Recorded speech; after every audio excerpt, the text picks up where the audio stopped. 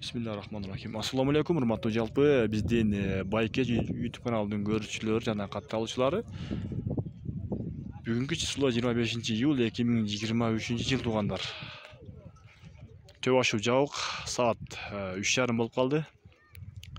Эртең 26-июлдан баштап 10 сааттан жабылат экен туннел. Жолго карап чыгаса буйруса 10 сааттан 10 күнгө жабылат экен. Эртең 26-июлдан баштап уже бүгүн 2 саатка жабылды. 2 сааттан негизи күндө эле жабылып атыптыр.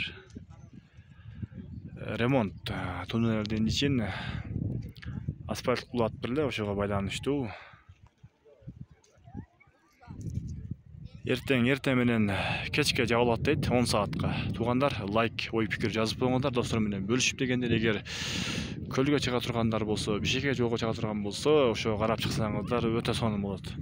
Келип күтүп калбаңыздар, 10 саат. 10 сааттан жабылат.